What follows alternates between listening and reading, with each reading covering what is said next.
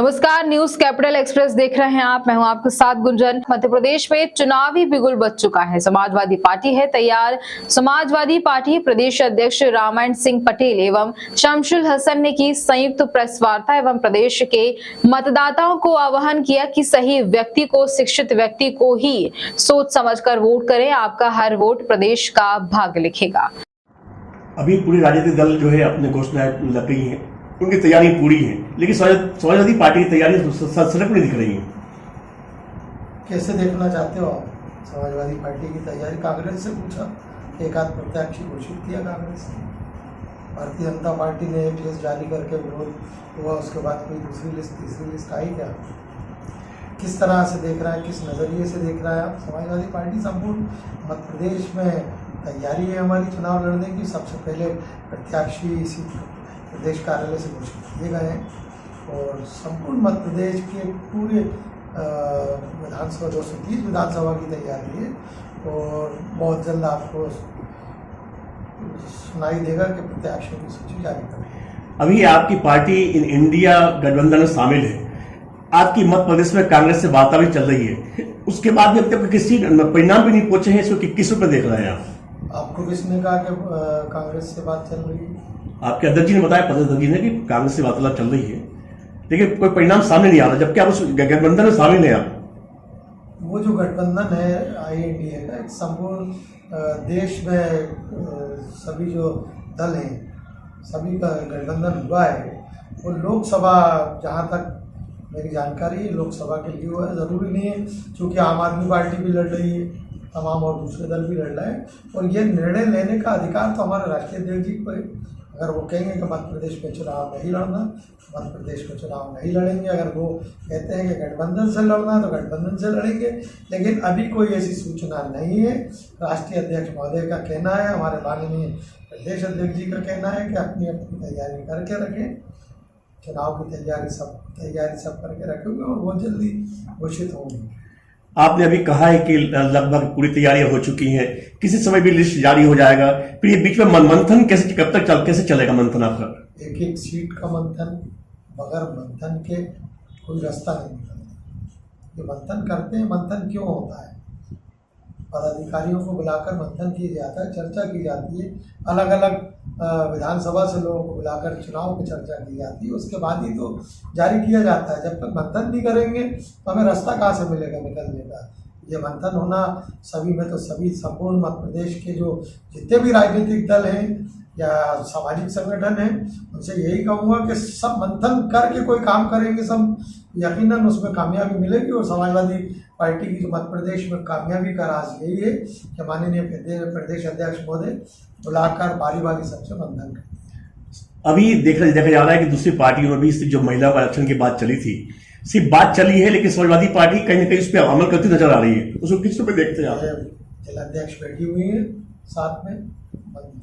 ये मंथन के बाद जो निकला कि आरक्षण लागू हो गया, ये महिला बेटी है और मध्य प्रदेश के हमारे प्रदेश अध्यक्ष हैं, वो माननीय प्रदेश अध्यक्ष बोलते संपूर्ण मध्य प्रदेश में महिलाओं को भी उतना ही सम्मान और देंगे, उतना ही आगे बढ़ाएंगे जितना हमें आदेशित हुआ है। और महिलाओं के लिए तो माननीय राष्ट्रीय अध्यक्ष बहुत गंभीर है, हमारे देश अध्यक्ष गंभीरता से काम कर रहे हैं और यकीनन मध्य प्रदेश में राजधानी से लेकर अगर चुनाव की घोषणा होगी तो मध्य प्रदेश की राजधानी से लेकर तमाम प्रदेश में महिला प्रत्याशी भी घोषित किए जाए। देखने में आ रहा है कि बीजेपी और कांग्रेस महिला आरक्षण की बात तो करती है, लेकिन जब बात आती है पावर की, जब बात आती है सरकार में शामिल होने की, तो महिलाओं को पीछे कर देती है। अगर आपकी सरकार बनती है तो क्या महिलाओं को बराबर हिस्सेदारी देंगे वहां तक?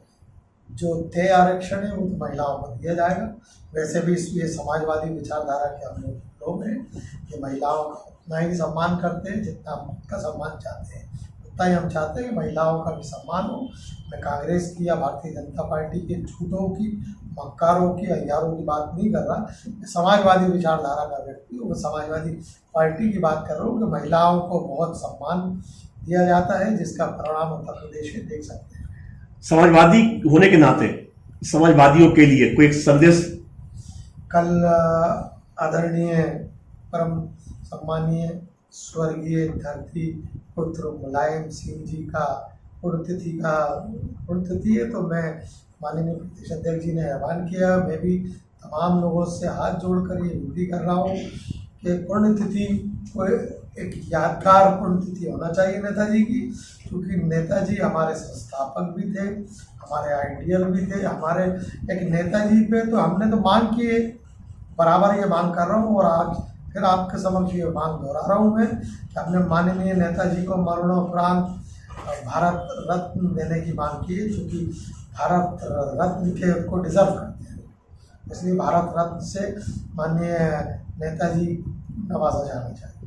मध्य प्रदेश में एक तरफ कांग्रेस और एक तरफ बीजेपी है, तो आप इसको किस प्रकार से देखते हैं? समाजवादी पार्टी इसमें बीच में कुछ क्या एक नया मुद्दा लेके आई जो मध्य प्रदेश में जनता समाजवादी पार्टी को चुने? घोषणावीर मुख्यमंत्री 15 महीने की सरकार चलाने वाले कमलनाथ जी खेती बावड़े से समेटना 15 महीने करा क्या था? लोगों को लूटना घसूटना। आज जो मध्य प्रदेश में जो कमलनाथ जी कर रहे थे, मध्य प्रदेश में चुनाव आयोग ने अपने कार्यकाल घोषित कर दिए है, कार्यकाल अब ये चुनाव के बिल्कुल बच चुका है, उसमें समाजवादी पार्टी ने अपनी क्या रणनीति बनाई है? समाजवादी पार्टी चुनाव के संबंध में पूर्ण तैयारी कर चुकी है और आज जो चुनाव आयोग द्वारा अधिसूचना जारी कर दी गई है उस संबंध में मैं अपने पार्टी के समस्त लोगों से चर्चा करूंगा और सब लोगों को निर्देशित करूंगा कि आप लोग चुनाव मैदान में उतरने के लिए पूर्ण रूप से तैयार हो जाएं। और इस बार समाजवादी पार्टी पूर्ण रूप से दमखम के साथ चुनाव मैदान में उतर रही है। बीजेपी की 3 लिस्ट जारी हो चुकी, चौथी भी आने वाली है। कांग्रेस अभी वॉक की स्थिति में है। आपकी कितनी पार्टी से अलायंस होने वाला है और किस तरह आपकी बातें चल रही है? समाजवादी पार्टी से अभी केवल 7 सीट घोषित हो चुकी हैं, जिनमें 7 प्रत्याशी चुनाव की तैयारी में लग चुके हैं और समाजवादी पार्टी की पूरी लिस्ट बनकर के तैयार है। अतिशीघ्र समाजवादी पार्टी भी अपनी लिस्टें जारी करेगी। किस राजनीतिक दल से आपकी चर्चा चल रही है? किससे आपकी समझौता होने वाला है? अभी किसी भी राजनीतिक दल से ऐसी कोई विशेष चर्चा नहीं है, केवल कांग्रेस से चर्चा हुई थी जिसमें अभी कोई पूर्ण रूप से फाइनल चर्चा नहीं हुई है। इसलिए मैं मध्य प्रदेश में पूर्ण रूप से चुनाव की तैयारी कर रहा हूँ। अभी देखने में आ रहा है कि समाजवादी के लोग अभी लिस्ट में इंतजार में हैं। क्या ऐसा ना हो कि समाजवादी बाद में कहते साहब कि हम तो चुनाव नहीं लड़ पाएंगे? अभी तो कांग्रेस जो बड़ी पार्टी है उसी ने सीट घोषित नहीं किया है, तो हमारी समाजवादी पार्टी की भी लिस्ट तैयार है और समाजवादी पार्टी भी अच्छी लिस्ट घोषित करेगी और चुनाव लड़ेगी। अभी नेताजी कल पुण्यतिथि बनाई जा रही है, उसकी क्या क्या तैयारी चल रही है आपकी पूरे प्रदेश में? हमारे पूरे मध्य प्रदेश में नेताजी की पुण्यतिथि मनाने की तैयारी चल रही है।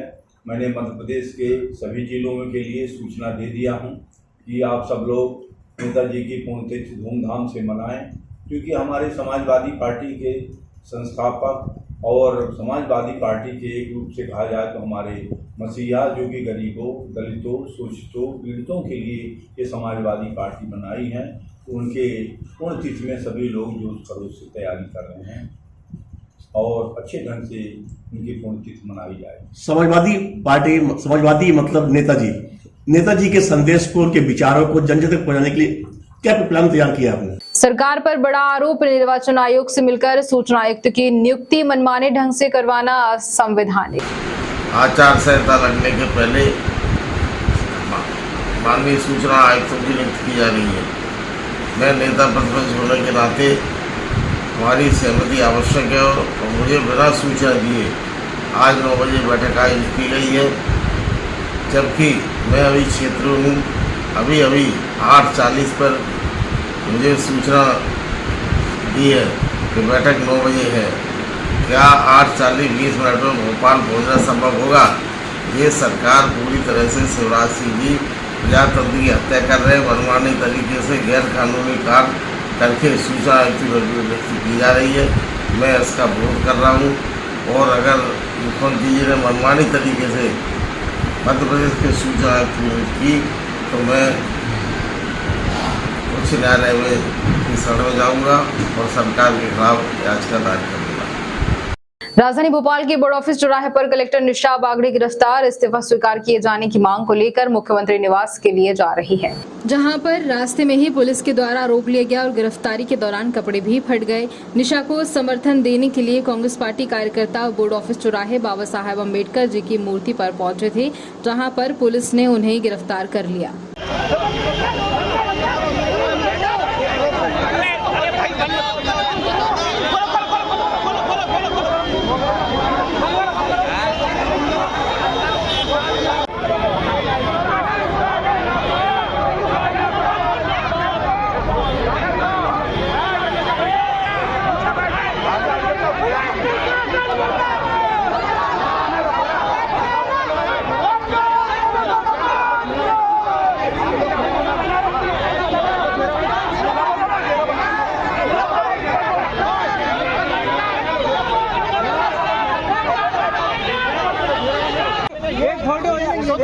फोटो पहले हम इतना कहना चाहेंगे कि हर एक की जिसकी भी कोई जाओ आगे क्यों जा रही हो, तो करना नहीं है।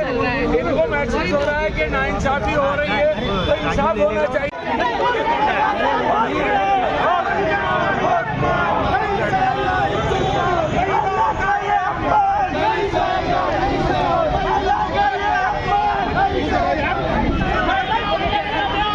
अरे मैडम एक मिनट साइड में तो हो जाओ, समझ नहीं हो रही है तुम्हारे तो साइड में हो, फोटो कर दो।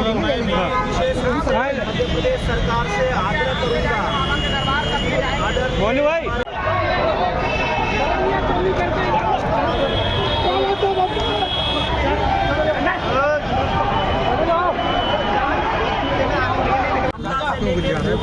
थोड़ा पीछे हो यार। यात्रा निकाली है, हम उनके इस यात्रा को समर्थन करते हैं और मैं आग्रह करूंगा मध्य प्रदेश सरकार को भी। चलो हो गया।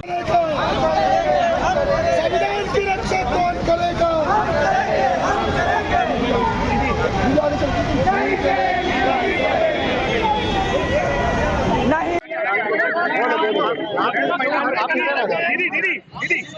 जी बताइए, आज आप भोपाल पहुंची। जी हाँ, आज हमारी जो न्याय पद यात्रा है भोपाल पहुंची है। मैं बताना चाहूंगी कि मध्य प्रदेश के इतिहास में बड़ा ही दुखद और पीड़ा वाला ये जो है विषय है कि मुझे 200 से ज्यादा किलोमीटर चल के आमला से भोपाल आना पड़ रहा है अपने न्याय के लिए। तो आप देखिए कि किस तरह का अन्याय मध्य प्रदेश शासन मेरे साथ कर रही है। पहले मुझे सर्वधर्म प्रार्थना करने से रोका गया, सभी धर्मों के धर्मगुरु आए थे, मेरे घर का उद्घाटन था, उससे डर करके उन्होंने उसे रोका, मुझे जाने से रोका।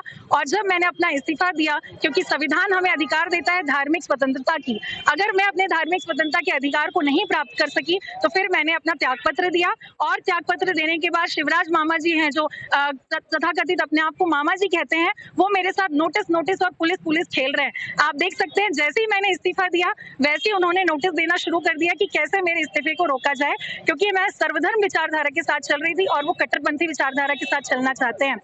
यहाँ तक नहीं रहा जब मैंने ये कह दिया कि अब मेरे पास जब कोई रोजगार नहीं है, आप मेरा त्यागपत्र मंजूर नहीं कर रहे हैं, तो मैं चुप नहीं बैठूंगी। महिलाओं के अधिकार के लिए और वंचित वर्ग के अधिकार के लिए अब मैं लड़ाई लड़ूंगी, अब मैं राजनीति में आना चाहती हूँ। तो फिर उन्होंने रोकने का काम किया। हाईकोर्ट में मैंने पिटीशन डाला, तो हाईकोर्ट में गुमराह करने का काम जो है मध्य प्रदेश शासन के जिम्मेदार अधिकारी करते हैं। तो मैं माननीय जो हमारे शिवराज मामा जी जो अपने आप को मामा जी कहते हैं, मैं तो ये कहना चाहूंगी कि क्या उनको अपनी इस भांजी की प्रताड़ना दिखाई नहीं दी अभी तक? गहरी निद्रा में वो सोए हुए हैं। इसीलिए जो है अन्याय के खिलाफ हमने एक न्याय यात्रा आमला से चल के सीएम हाउस तक के जो हमने तय की है, आज वो यहाँ बाबा साहब के चौराहे पर बोर्ड ऑफिस पर पहुंची है और हम जैत भी गए थे। मैं बताना चाहूंगी कि जो शिवराज मामा अपने आप को कहते हैं कि मध्य प्रदेश का मैं मामा हूं और मध्य प्रदेश की मुझे चिंता है, तो मैं ये कहना चाहूंगी कि ऐसे मामा, ऐसे राजा जिसकी प्रजा दुखी हो, जिस मध्य प्रदेश में एक महिला को 200 किलोमीटर से ज्यादा पैदल चल के आना पड़ता हो, वो मामा नहीं, वो कंस मामा है। मैं तो यही कहना चाहूंगी, अगर मामा में हिम्मत है तो मैं 10 दिन से सड़कों पर हूँ, आज मेरा 12वां दिन है। अगर उनमें हिम्मत है तो मुझे आंखों से आंखें मिलाकर आके मुझे बताएं कि इस बेटी के साथ वो अन्याय क्यों कर रहे हैं। उनके पास कोई जवाब नहीं है, वो पुलिस को आगे कर देते हैं। जब हमने अपनी न्याय यात्रा शुरू की थी, पुलिस के माध्यम से हमें डराया गया, धमकाया गया, रोका गया कि आपके ऊपर गोली चला दी जाएगी, डंपर से कुचल दिया जाएगा, आपको भोपाल नहीं पहुंचने दिया जाएगा। और मैं बताना चाहूंगी कि कल जैसे ही हम मंडीदीप पहुंचे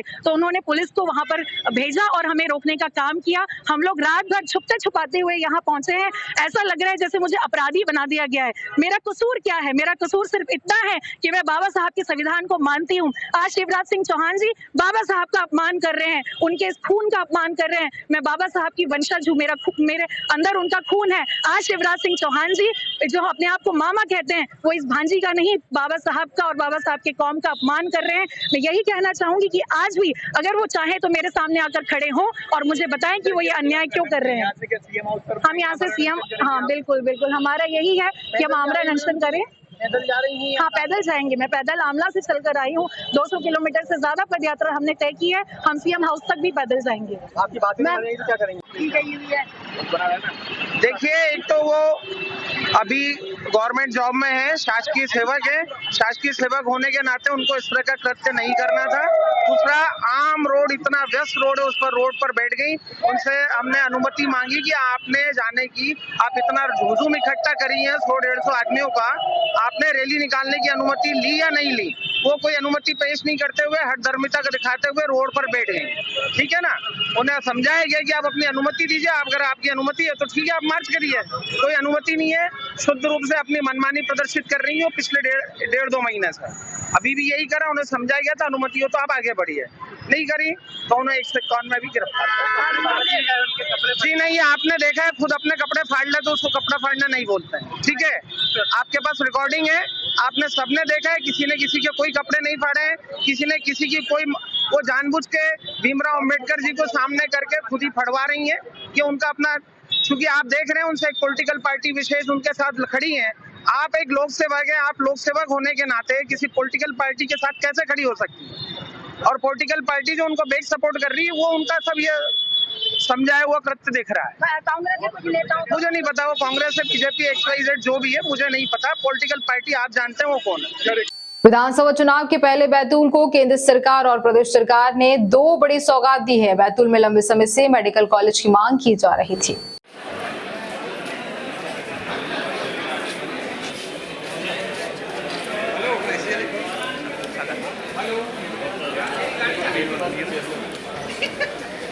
ये लोग बोल रहे हैं इसके पास हम कर दें, मतलब भैया इधर जा, थोड़ा सा उधर भी थोड़ा सा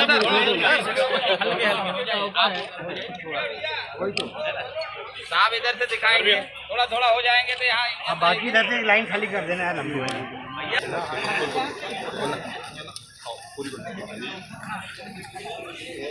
चलो सब निकलो फटाफट, डंडी दिखा, थोड़ा सा साइड होएंगे तो सब बढ़िया हो जाएगा। साइड से ऐसा करना, सब आगे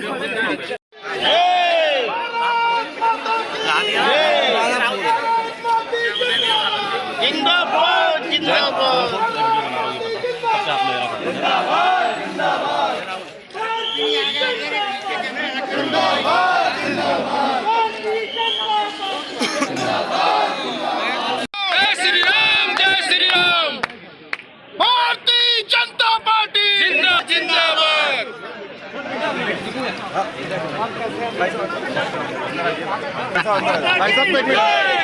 जी को अंदर बोलो बोलो भारत माता की, भारत माता की, वंदे वंदे, नरेंद्र मोदी जिंदाबाद, नरेंद्र मोदी।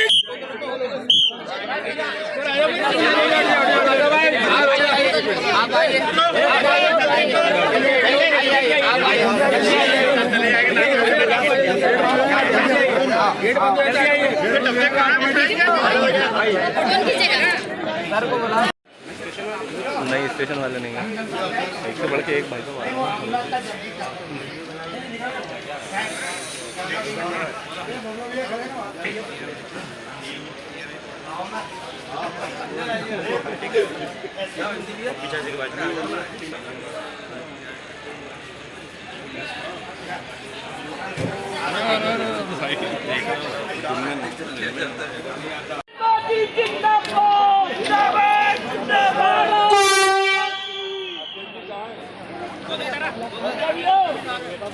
भारत माता की, नरेंद्र मोदी जिंदाबाद, जिंदाबाद। ये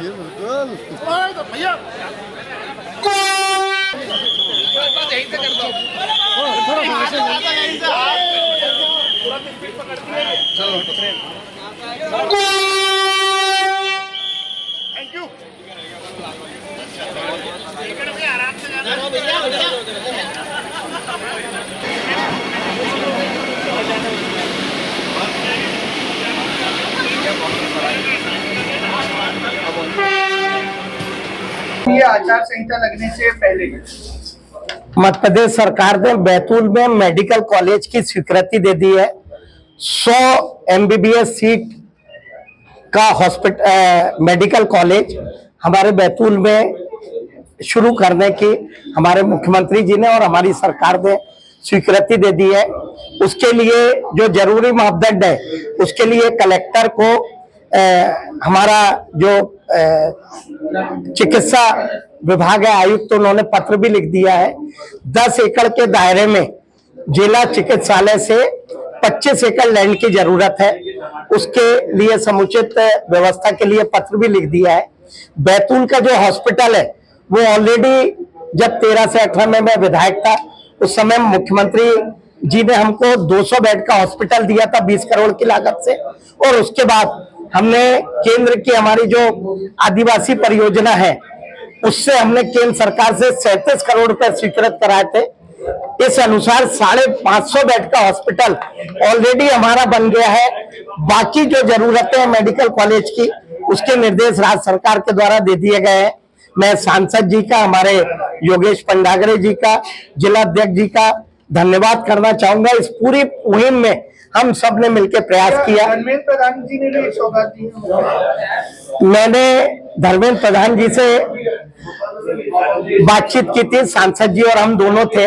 हमने उनसे कहा था कि आपने गांव जो गोद लिया था कढ़ाई और उसके आसपास जो सोना घाटी है और बाछा जो पूरे देश में बैतूल का गांव प्रसिद्ध हुआ है, तो यहाँ पे सामुदायिक भवन, कनेक्टिंग रोड, ऑडिटोरियम उन्होंने कहा है कि इन सब की स्वीकृति भी मैं दे देता हूँ। लेकिन आज उन्होंने हमें पत्र के द्वारा, मैंने एक मांग की थी, सांसद जी और हम दोनों थे, हॉस्पिटल में जब हॉस्पिटल बना था तो मरीजों के परिजन को रुकने के लिए एक हम वहां रेस्ट रूम या धर्मशाला बना रहे थे जिसमें 100, 150, 200 मरीजों के परिजन रुक पाए। उसके लिए 2.5 से 3 करोड़ रुपए की राशि स्वीकृत कराई थी, लेकिन सरकार नहीं आने के कारण वो काम रुक गया।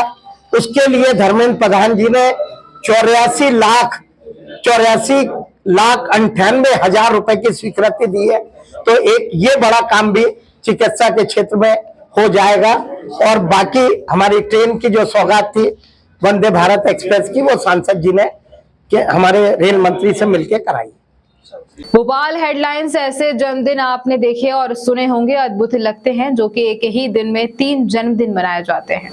पापा, दादा और पोते का भोपाल के रिपोर्टर्स आरिफ खान के परिवार को बहुत बहुत शुभकामनाएं और हमेशा ही आप सभी ने इस दिन को बहुत ही स्नेह के साथ आशीर्वाद प्रदान कर खास बनाते रहें। और इस दिन को भोपाली आरिफ खान कहते हैं।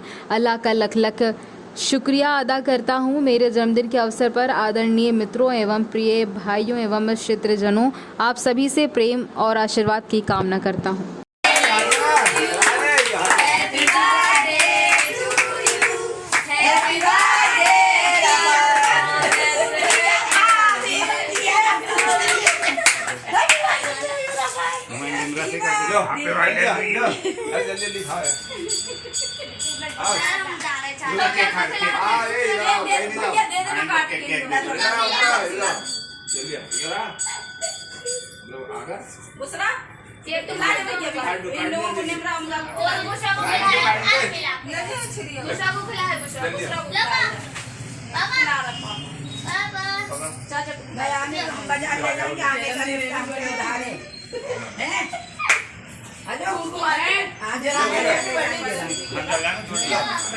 अरे उनका बाप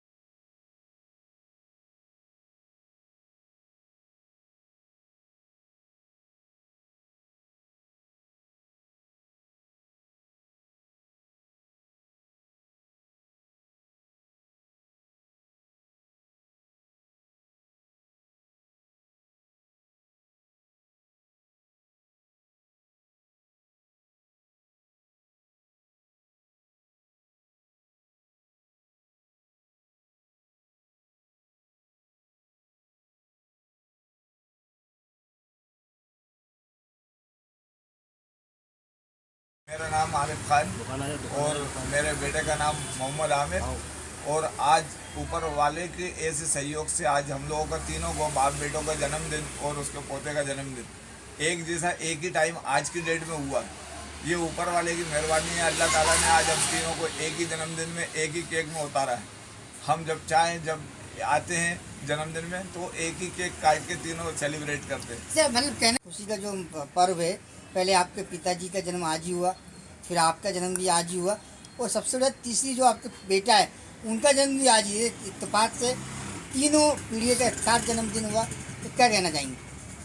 ये तो ऊपर वाले की विडम्बना है जो कि आप लोग देख रहे हैं कि मेरे पिताजी का भी जन्मदिन आज ही है और मेरे कभी और आपके बेटे का भी तीनों का जन्मदिन एक ही दिन हुआ। 8-10-1940 में मेरे पिताजी का हुआ, 8-10-1970 में मेरा हुआ और 8-10-1911 में मेरे बेटे का हुआ। 2011 में मेरे बेटे का हुआ। इसमें कोई सर्जरी सेलिब्रेट करते हैं और अल्लाह का ईश्वर का धन्यवाद भी। स्कूल में जन्मदिन वगैरह मनाते तो किस प्रकार से मनाते हैं बेटा? भोपाल सुधा यादव ने पुलिस के आला अधिकारी को लिखा पत्र। पति कंवर यादव द्वारा कांग्रेस नेता मनोज शुक्ला पर लगाए आरोप बेबुनियाद व असत्य है। मेरे पति ने किसी नेता के दबाव में आकर दिया था मनोज शुक्ला के विरुद्ध बयान। मनोज शुक्ला मेरे बड़े भाई हैं और उनका परिवार ही मेरा परिवार है। सुधा यादव ने बताया कि मेरे साथ मेरे भाई भाभी और सभी लोग साथ में रहकर काम करते हैं। मेरा पति मुझे करता है प्रताड़ित, उस पर की जाए कानूनी कार्रवाई। मेरा नाम सुधा यादव है और मेरे क्या नाम आपके पति का? कमर यादव है उनका। क्या हुआ? आपके पति ने एक वीडियो चलाया है, उन्हें बदनामी कर रहे हैं, झूठी कह रहे हैं, वो मतलब वो रख रहे हैं हमरे को, वो कुछ नहीं रख रहा, हम अपनी मर्जी से रह रहे हैं। 4 साल हो गए हमें रहते मेरे भाई रह रहे हैं, भौजाई रह रही है, बहन भी रह रहे हैं, सब लोग हम रहते हैं फैमिली से। और बस झूठा हमारा बदनाम कर रहे हैं इन सारे इंसानों को, बेचारे इनको हैं और मारते थे। घर वाले ने भी मुझे मारा, ससुराल वाले ने, देवर ने, सास ने, सबने मुझे बहुत मारा। मैंने अपनी जान बचाई। मेरे भाई के बारे में कहा, मुझे उठा ले आए। मैं जहाँ आ गई अपने भाई के साथ मजदूरी करती हूँ, उनके घर में रहती हूँ। मनोज शुक्ला जी हैं जो मुझे बहन की तरह रखते हैं, छोटी बहन भाई की तरह मैं मानती हूँ। उन पर गलत आरोप लगा रहे हैं जी लोग। भाई साहब कह रहे हैं शुक्ला जी ने राखी मनोज शुक्ला, कोई नहीं रखते हमें, हमारी मर्जी से रह रहे हैं। कितना टाइम हुआ आपकी शादी को? हमें शादी हुए 8-10 साल हो गई।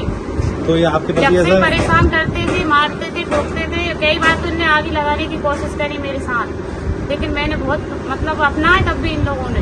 मैंने अपना घर नहीं तोड़ा, इनने हमें जबरदस्ती, हमने हमारे मायके आके फिर हमारे मायके वाले आए ना, काम करते थे, पहले से भाई रहता था इसलिए हम जहाँ गए। इन लोगों ने बताया कि आप लोग काम करो, अच्छे लोग हैं, इसलिए हम जहाँ रह रहे हैं। हमारे माँ बाप सब हमारे साथ रहते हैं पूरी फैमिली से।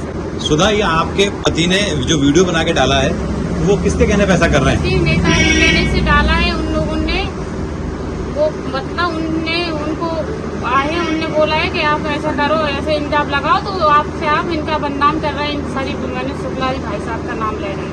बटियागढ़ थाना क्षेत्र अंतर्गत ग्राम सहजादपुरा के पास हटा बटियागढ़ मार्ग पर शाम 6 बजे 2 व्यक्ति बटियागढ़ से आंजनी गांव जा रहे थे। तभी अचानक एक बस को ओवरटेक करने पर सामने से आ रही बाइक से आमने सामने भिड़ंत से एक महिला सहित 2 पुरुष घायल हो गए। वहीं एक की मौत हो गई। मृतक धम्मू पिता मानक लाल अहिरवार उम्र 45 निवासी आंजनी की टपरिया जो घायल हुए, उनका इलाज जिला अस्पताल में जारी है। आज सुबह 11:30 बजे पुलिस के द्वारा पंचनामा कार्रवाई कर शव को पोस्टमार्टम के लिए भेजा गया और पोस्टमार्टम उपरांत शव परिजनों को सौंप दिया जाएगा। पुलिस मामले की जाँच में जुटी है।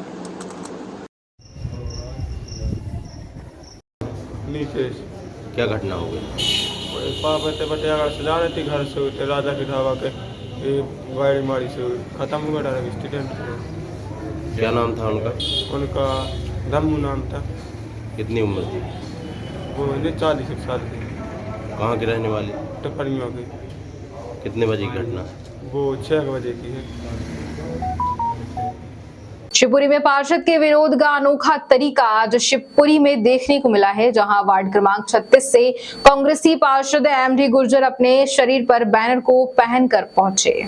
इस बैनर में पूर्व में पार्षद के द्वारा शिकायतों के निराकरण के लिए दिए गए ज्ञापन की कॉपियां छपी थी और पार्षद एमडी गुर्जर का कहना है कि नगर पालिका परिषद की कई बैठक हो चुकी है, लेकिन आज दिनांक तक उनके वार्ड में कोई भी विकास कार्य नहीं किया गया है। लोगों की समस्या के निपटारे के लिए कई आवेदन दिए गए हैं और उनका भी आज तक निराकरण नहीं हो सका और इसी के चलते उन्होंने अपने विरोध करने का ये सलीका, अपना तरीका ये अख्तियार किया है। बता दें कि आज नगरपालिका शिवपुरी के द्वारा परिषद की बैठक आयोजित की गई थी, जिसमें सभी पार्षदों को आमंत्रित किया गया था, लेकिन आचार संहिता लागू होने के चलते बैठक आयोजित नहीं हो सकी है। नगरपालिका सीएमओ द्वारा बैठक स्थगित करने के आदेश चस्पा कर दिए गए थे, लेकिन कांग्रेसी पार्षद बैठक में शामिल होने नगरपालिका पहुंच गए थे। कांग्रेसी पार्षदों का कहना था कि हमें बैठक स्थगित होने की सूचना तक नहीं दी गई।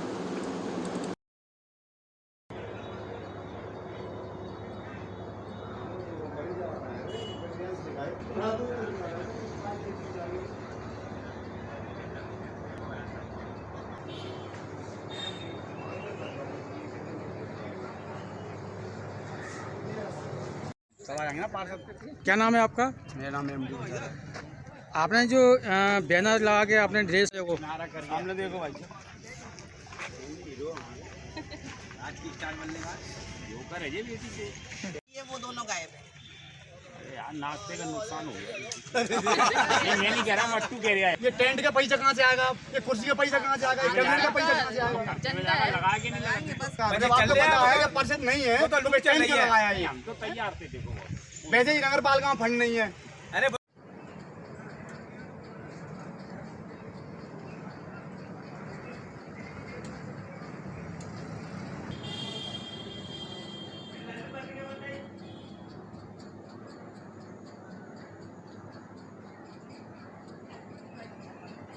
केबिन में जा रहे हैं कि नहीं, ताले लगाएंगे।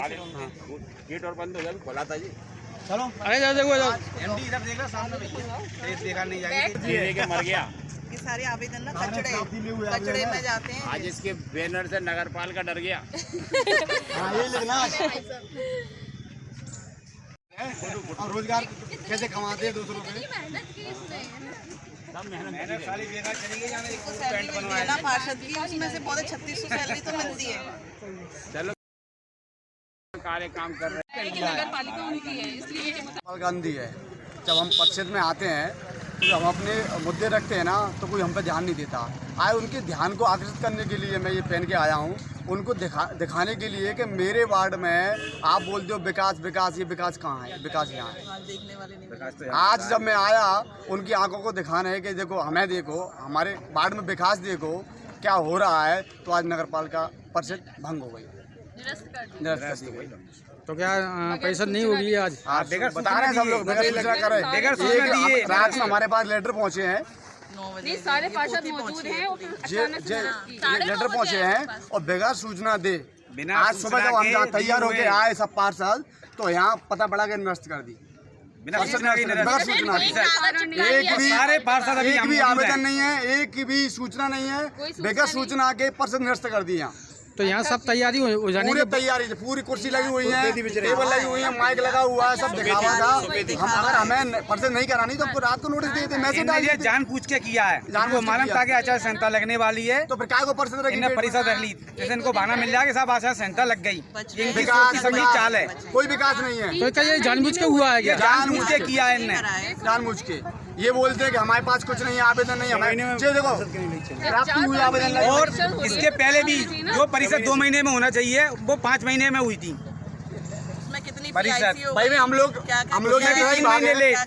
एक भाग है। जब हम परिषद होती है जब भी हम खड़े होते हैं बोलने के लिए, हमें चुप कराया जाता है, हम पे ध्यान नहीं दिया था, हम पे आकर्षित नहीं होते वो लोग। इसलिए मैं ये पहनावा पहन के आया हूँ कि हमको देखो, हमारे वार्ड की पीड़ा समझो, हमारी समस्याओं को सुनो। हम आवेदन कितने दे चुके हैं, लिखित में उस एक आवेदन पे एक कार्रवाई नहीं हुई। एक कार्रवाई हुई तो बता दो आप। ये सारे फोटोज अभी के हैं, कल मैंने शाम को लिए हैं, आज मैं बैनर के माध्यम से आप लोगों को सामने दिखा रहा हूँ।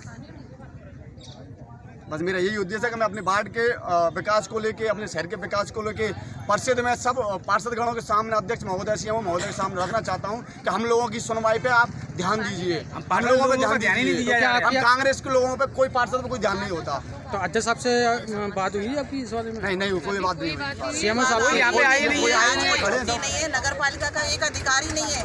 गायत्री को आना चाहिए, अपने मुंह से अनाउंसमेंट करना चाहिए। हमारे जैसे उनको भी तो आना चाहिए ना, उनका भी तो फर्ज बनता है। पूरी नगर पालिका सब बग गए, जब उनको पता है कि जब उनको पता है जैसे लगने वाली है पर्सन निरस्त है, तो हम लोगों को क्यों बुलाया गया?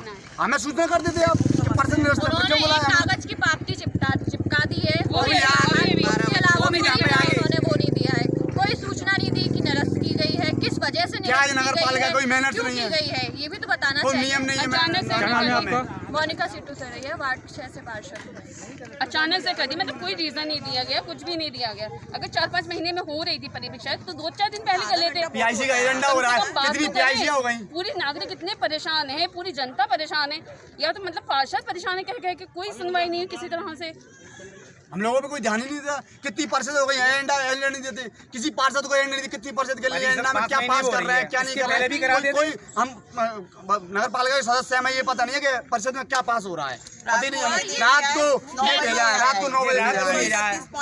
कौन पड़ेगा? क्या पढ़ेंगे? 29 तारीख क्या बनाया इन्होंने, क्या काला पीला किया है, उसमें इतनी महिलाएं हम लोग, मान लो कोई बात हो जाती है और हम पे कुछ आ जाता है तो हमारे ऊपर भी तो FIR हो जाएगी ना। तो इतना तो सोच समझ के 22 महिला पार्षद हैं, महिलाओं को चक्कर काटना पड़ेंगे कोर्ट के। 29 तो पैसे निरस्त करने से पहले आपको कोई सूचना नहीं है इसमें। सूचना होती तो ये पहन के नोटंकी करने नहीं आते। हम दिल से आए और दिल से दिखाने आए शिवपुरी शहर को और परिषद को दिखाने आए कि हमारी सुनवाई नहीं होती। हम कांग्रेस पार्षदों की कोई सुनवाई नहीं होती, हम चिल्लाते रहते हैं, माइक बंद कर दिया जाता है, हमारी आवाज दबाई जाती है, इसके अलावा कोई कुछ नहीं करता। पार्षद उपाध्यक्ष महोदय सभी मौजूद हैं।